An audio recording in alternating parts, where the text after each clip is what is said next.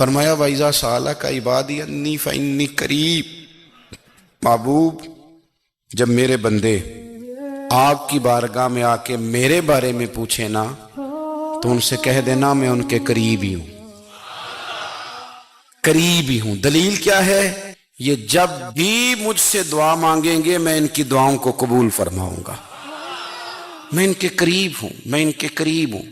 یہ جب بھی دعا مانگیں گے نا میں قبول کروں گا، میں ان کے قریب ہوں۔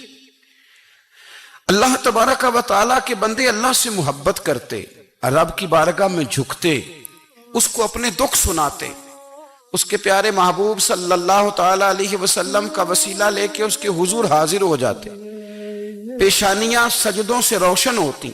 ہم نہ ہر چیز کے لیے وقت نکالتے ہیں، ہر چیز کے لیے، لیکن عبادت کے لیے وقت نہیں نکالتے۔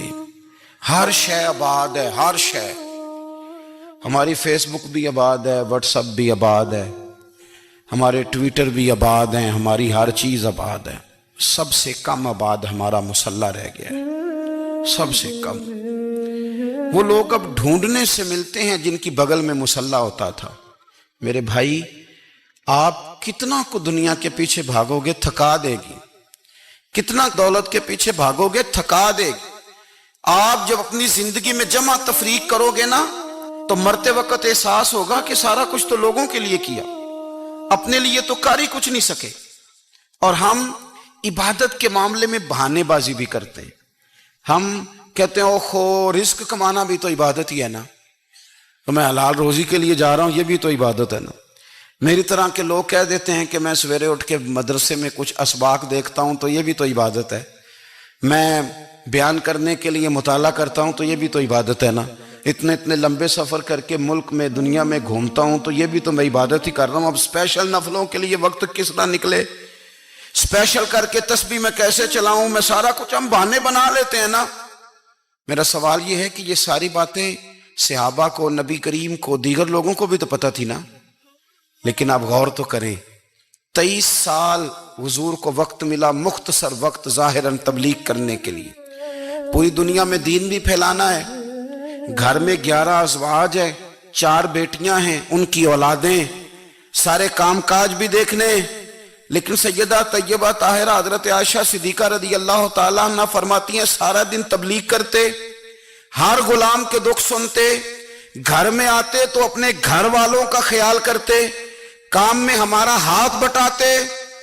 قربان جاؤں، کہتی ہیں زمانہ سارا سو جاتا لیکن آمنہ کے لال مصلی بچھا لیتے۔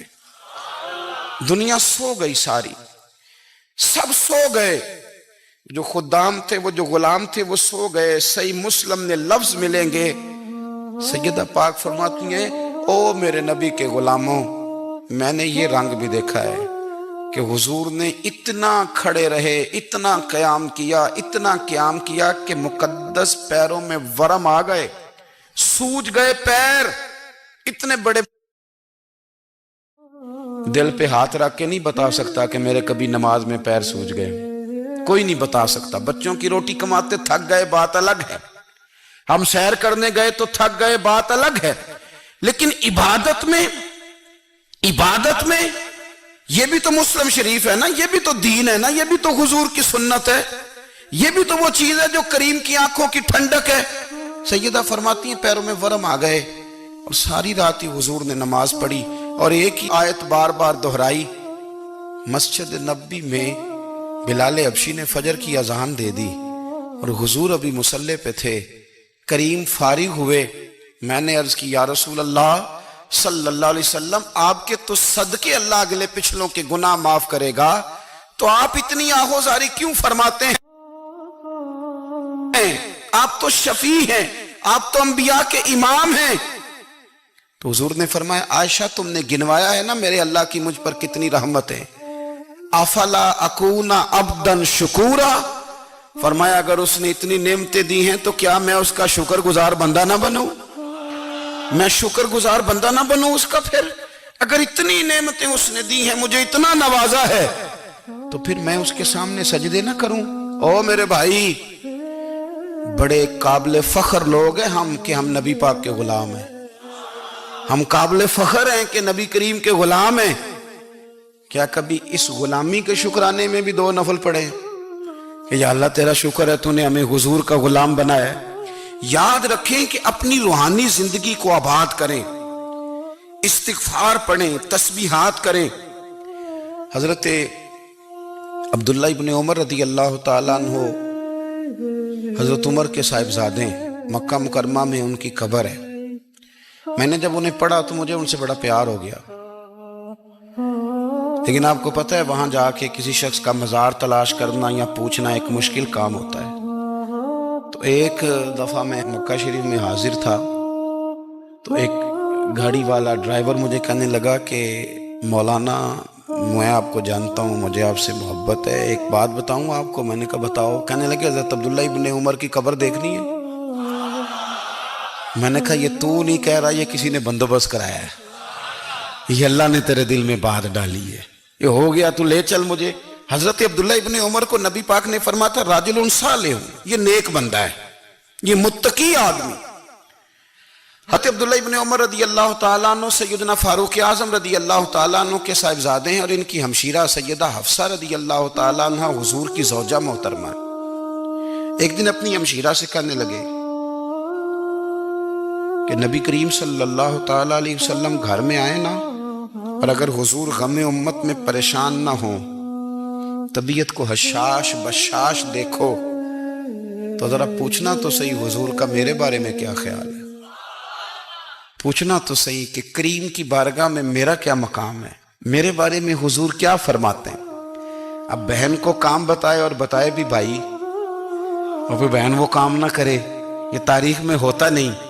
حضرت عمر فاروق رضی اللہ تعالیٰ عنہ کی صاحبزادی ام المومنین رضی اللہ تعالیٰ عنہ فرماتی ہیں کہ میں تو بس منتظر تھی، انہوں نے تو کہا تھا نا کہ اگر تم حشاش بشاش دیکھو تو بات کرنا، لیکن حضور تشریف لائے، میری باری تھی، میرے گھر تشریف لائے، کھانا پیش کیا تو فوراً میں نے عرض کی حضور ایک بات پوچھنی تھی۔ تو حضور نے فرمایا پوچھئے۔ میں نے عرض کی حضور میرے بھائی عبداللہ ابن عمر کے بارے میں آپ کا کیا خیال ہے؟ نوجوانوں میری بات پہ غور کرنا، میرے بھائی کے بارے میں آپ کا کیا خیال ہے؟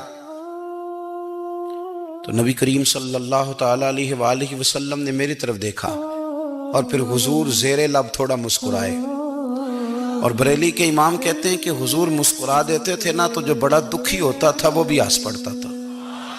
اب سوال پیدا ہوتا تھا کہ پھر تو اس مسکراہٹ کے لیے انتظار کرنا پڑتا ہوگا کئی مہینے کے حضور مسکرائیں تو رونے والے ہنسیں، تو اعلیٰ حضرت فرماتے نہیں، انتظار نہیں کرنا پڑتا، یہ مسکراتے رہنا تو حضور کی عادت ہے۔ جس کی تسکین سے روتے ہوئے ہنس پڑے، اس تبسم کی عادت پہ لاکھوں سلام۔ یعنی یہ تو عادت ہے حضور کی مسکراتے رہنا، اس کے لیے انتظار نہیں کرنا پڑتا۔ بھائیو آپ خیال رکھیں گے، غور کریں گے، حضرت عبداللہ ابن عمر رضی اللہ تعالیٰ عنہ کے بارے میں پوچھا تو سیدہ فرماتی ہیں کہ نبی کریم صلی اللہ تعالیٰ علیہ وسلم نہ زیر لب مسکرائے اور فرمایا حفصہ تیرا بھائی ہے تو اچھا، لیکن میں نے سنا ہے کہ عشاء کی نماز پڑھتا ہے تو فجر تک سویا ہی رہتا ہے۔ او نوجوانوں، 10 بجے تک سونے کی بات نہیں ہوئی، 9 بجے تک سونے کی بات نہیں ہوئی، 11 بجے اٹھنے کی بات نہیں۔ حضور فرمانے لگے میں نے سنا ہے کہ عشاء کی نماز پڑھ کے سو جاتا ہے اور فجر تک سویا ہی رہتا ہے، اسے چاہیے کہ تہجد کے وقت اٹھا کرے، اللہ کی بارگاہ میں حاضر ہوا کرے، آہوزاری کرے، سجدے کرے، عبادت کرے، اٹھتا ہے اور فجر میں جا کے اٹھتا ہے۔ حضرت جناب حفصہ رضی اللہ تعالیٰ عنہ کہتی ہے میں نے جناب عبداللہ ابن عمر کو پیغام دیا اور میں نے کہا میرے جوان بھائی سن، نبی پاک نے فرمایا ہے تو اچھا پر تہجد میں نہیں اٹھتا، نفل نہیں پڑھتا۔ او میری ملت کے جوانوں، مزہ نہیں آ جاتا جب ساری دنیا سوئی ہو، ساری دنیا، اور بستر بھی گرم ہو اور نیند بھی پورا غلبہ کر رہی ہو، اور اچانک گھنٹی بجے دماغ میں، آنکھ کھلے، گھڑی پہ نظر پڑے، 3:30 4 بجے کا پیغام گھڑی بتائے، اور کوئی چڑھتی جوانی والا اٹھ کے وضو کرے، اور جب وہ مصلی کھول کے بچھائے تو مدینے والے محبوب کہتے ہیں کہ ہر نماز پہ رب ثواب دیتا ہے، اور جو اٹھ کے تہجد کی نماز پڑھے اسے دیکھ کے تو رب مسکراتا ہے، جو اس کی شان کے لائق ہے، جو اس کی شان کے لائق، وہ مسکراتا ہے، خوش ہوتا ہے کہ میرا بندہ تہجد میں اٹھ گیا، وہ مسکراتا ہے۔ کاش ہماری صبحیں کبھی اپنے مالک کے نام ہو جائیں، کاش کے صبحیں۔ حضرت ابو الحسن رحمت اللہ تعالی علیہ حضرت معاذ ابن جبل رضی اللہ تعالیٰ عنہ کے پاس بیٹھا کرتے تھے، فرماتے ہیں ان سے جو پیار بڑھا تو پھر میرا مصلی سے بھی بڑھ گیا۔ تابعی ہیں، فرماتے ہیں صحابی رسول سے محبت ہوئی تو ذکر سے بھی ہو گئی، پھر درود شریف سے بھی ہو گئی، محبت ان سے بڑھی تو پھر اللہ نے مسجد کا پیار بھی بڑھا دیا۔ آپ فرماتے ہیں کہ میری ہر وقت بھی یہ چاہتی تھی کہ بس اللہ اللہ کروں، بس اللہ اللہ کروں، بس نہ میں ذرا تھوڑی جان چھڑاؤں لوگوں سے، کوئی 10 منٹ ملے تو میں کوئی 4 نفل پڑھ لوں، میں تھوڑا سا نہ بچوں لوگوں سے، اور مجھے تسبیح ملے تو میں نہ کوئی 400-500 دفعہ استغفار پڑھوں، سبحان اللہ، الحمدللہ، اللہ اکبر، لا حول ولا قوت الا باللہ، میں نہ تسبیحات پڑھوں۔ فرماتے ہیں کہ بچے تھے گھر میں 6-7، غربت تھی، کام ملتا کوئی نہیں تھا، اور میں کام چور نہیں تھا، کام ڈھونڈتا تھا، پر اللہ کی قدرت کے کام نہیں ملتا تھا۔ فرماتے ہیں کہ میں نے ایک دن اپنی اہلیہ سے کہا کہ آج میں پھر جاتا ہوں کام ڈھونڈنے، تو میری بیوی بڑی فرما بردار تھی، پر اس دن نہ غربت کے ہاتھوں تنگ آ کے کہنے لگی آج نانا کوئی تو چیز لے کے آیا، تو مجھ سے بچوں کی بھوک نہیں دیکھی جاتی، یہ سب روگاں دا روگ محمد جس دا نام غریبی، کنڈ بلا کے لنگ جاندے نہیں دوست یار قریبی، آج نہ کچھ لے کے آیا تو میں بچے لے کے چلی جاؤں گی۔ شیخ فرماتے ہیں کہ میں بڑا پریشان گھر سے نکلا، پر میں نے صبح سے لے کے زور تک کام ڈھونڈا، کام ملا کوئی نہیں، تو میرے دل میں خیال آیا چلو کام نہیں ملتا تو اللہ اللہ تو کرے نا، چلو بندوں کی مزدوری نہیں ملتی تو رب کریم کی عبادت ہی کرتے ہیں۔ فرماتے ہیں کہ میں نے نا فرات کے پانی سے وضو کیا، نہر کے، شدید دھوپ تھی، ساتھ ریت تھی اور ریت تپ رہی تھی، میں نے اپنا رومال وہیں مصلی کے طور پر بچھا لیا، اور فرماتے ہیں کہ زور سے لے کر عصر تک نماز پڑھی، دھوپ بھی پورے زور پہ، پر میرے سجدے کا ذوق بھی پورے زور پہ۔ فرماتے ہیں سورج بھی چمک رہا ہے اور رب کی عبادت کا ذوق بھی پورے زور پہ، میں سجدہ کروں تو پھر میرا اٹھانے کو جی نہ چاہے۔ میرے استاد لکھا کرتے تھے، یہ ان کا شعر ہے، وہ کہا کرتے تھے مجھے سوز دے، مجھے ساز دے، اور مجھے نیم شب کا نیاز دے، دم سجدہ خود کو میں توڑ دوں، مجھے ایسا ذوق نماز دے، اور میں تیری بہار کا پھول ہوں، میں کھلا بھی ہوں تو تیرے لیے، مجھے میری شاخ سے توڑ لے، مجھے اپنی زلف کا ناز دے۔ بھائی فرماتے ہیں کہ عصر تک میں نے نفل پڑھے، دل ڈھلنے لگا، عصر کی نماز پڑھی اور میں وہاں سے چلا۔ اب میں جب نکلنے لگا تو دل میں خیال آیا کہ چھوٹی چھوٹی دیواریں ہیں گھر کی، بغیر کچھ لیے جاؤں گا تو بیوی دور سے دیکھے گی تو شور کرے گی کہ پھر خالی ہاتھ آ گیا ہے۔ کہتے میں نے اپنی اسی رومال میں جس پہ میں نے نماز پڑھی تھی نا، رومال میں کیا آخی دے پنجابی جو صافہ کہتے ہیں، اسی میں نا میں نے کچھ ریت بھر لی کہ وہ دور سے دیکھے گی تو سمجھے گی کچھ لے کے آیا ہے، چلو جا کے اسے بتا دوں گا کہ آج پھر مزدوری نہیں ملی۔ کہتے ہیں وہ ریت لے کر جب میں گھر میں گیا تو پہلے بیوی دروازے پہ کھڑی ہوتی تھی، پوچھتی تھی خالی ہاتھ آ گئے ہو؟ آج میں نے دیکھا تو ہے ہی کوئی نہیں۔ فرماتے ہیں میں اندر داخل ہوا، سلام لیے، کونے میں نے وہ رومال رکھ دیا اور میں نے آواز دی کہ بھلی مانس کہاں ہو؟ تو وہ کہنے لگی آپ منہ ہاتھ دھو لیں، میں روٹی لے کے آئی۔ میں نے کہا روٹی کہاں سے آ گئی؟ یہاں تو کئی دنوں کے فاقے، تو کئی دنوں کی غربت ہے، یہاں تو اس گھر میں تو فقیری ہے۔ فرماتے ہیں کہ وہ روٹی لے کے آئی اور اس وقت کی جو موجودہ نعمتیں تھیں، سمجھ لیں سلاد، اچار، ہر چیز ساتھ لائی۔ میں نے کہا کہ بچے کہاں گئے؟ کہنے لگی وہ کھانا کھا کے کھیلنے گئے، آپ کھانا کھا لیں آ جاتے۔ کھانا اس نے چن دیا۔ میں نے حیرت انگیز لہجے میں ساری نعمتیں اپنے دسترخوان پہ دیکھ کر کے بیوی سے پوچھا یہ کہاں سے آیا کھانا؟ بچوں کو تو نے کہاں سے کھانا کھلایا؟ یہ سارا کچھ کیسا ہے؟ کہنے لگی پتہ نہیں آج آپ کس کریم کی مزدوری کرنے چلے گئے تھے، پتہ نہیں کس کریم کی، میرے گھر میں تو اتنی نعمتیں آئی ہیں کہ مجھ سے سنبھالی نہیں جا رہی، اتنا اناج ہے، اتنا گندم ہے، کس کریم کے دروازے آج چلے گئے تھے؟ یہ کہتے کہتے وہ اٹھی اور اٹھ کر کے کہنے لگی پہلے ہی بڑا کچھ آیا تھا، اب کیا لے آئے ہو؟ اور جا کر کے نا اس نے وہ ریت والا رومال کھولا، کہنے لگے میں تو لے کے آیا تھا ریت، تو میرے رب نے اسے بھی سونے اور ہیرے بنا دیا تھا۔ جب آپ کی توجہ اللہ کی جانب، میرے نبی پاک صلی اللہ تعالی علیہ وسلم نے فرمایا ہر چیز اپنے رب سے مانگ، ہر چیز مانگ، ہر چیز مانگ۔ یا رسول اللہ کیا کچھ؟ میرے محبوب نے فرمایا تیرے گھر میں نمک بھی ختم ہو جائے تو وہ بھی اپنے رب سے مانگا کر، تو مانگنا وہ تجھے دے گا، تو اس کی بارگاہ میں کشکول طلب دراز تو کرنا۔ اور ترمذی شریف میں عجیب لفظ ہیں، رسول کائنات نے فرمایا، رب کریم فرماتا ہے جب میرا بندہ ہاتھ اٹھاتا ہے نا تو مجھے حیا آتی ہے کہ میں خالی کیسے لوٹا دوں اس کے۔ اتنے بڑے بادشاہ کی بارگاہ میں دعا کی بڑی طاقت ہے۔ میرے نبی پاک نے فرمایا دعا مومن کا ہتھیار ہے، دعا مومن کا، دعا مومن کا۔ حضور نے فرمایا تقدیر کو سوائے دعا کے کوئی چیز نہیں بدل سکتی، دعا مومن کا ہتھیار ہے، یہ کافر کے پاس کوئی نہیں، یہ ہتھیار ہے مومن کا۔ اللہ کرے آپ کو سمجھ آئے، پھر سنیں، کئی بار کہہ چکا ہوں یہ ہتھیار ہے۔